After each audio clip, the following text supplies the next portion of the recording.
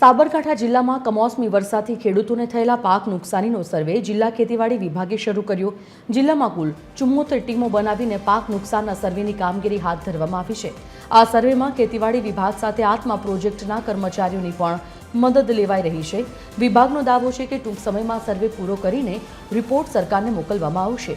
ખેડૂતોની એક જ માંગ છે કે સર્વે પારદર્શક હોય અને વૈજ્ઞાનિક પદ્ધતિથી કરાય, જેથી ખરેખર જે ખેડૂતને નુકસાન થયું તેનું યોગ્ય વળતર અને પૂરતું વળતર મળી રહે।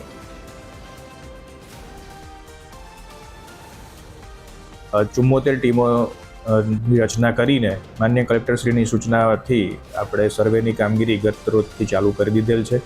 હાલ ફિઝિકલ સર્વે પણ થઈ રહ્યો છે અને ડિજિટલ સર્વે પણ ચાલુ છે। ખેડૂત મિત્રો દ્વારા ફોટા અપલોડ કરીને ખેતરના નુકસાનગ્રસ્ત વિસ્તારના ફોટા અપલોડ થાય છે, જે કૃષિ પ્રગતિ એપમાં પણ થઈ શકે છે અને ત્યારબાદ ગ્રામ સેવકના આઈડીમાં જતા હોય છે અને હાલ ફિઝિકલ સર્વે પણ ચાલુ છે।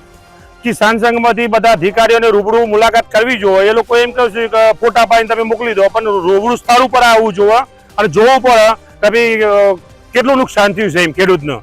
આજે અમે ફોરમ પર ગ્રામ સેવકને રૂબરૂ મુલાકાત કરવી પડે અને આ બધી વસ્તુ। અને બીજું કે દેવું જે ખેડૂતોનું છે એ સરકાર માફ કરે, બરોબર, જેથી કરીને ખેડૂતનો થોડું પેલું થાય।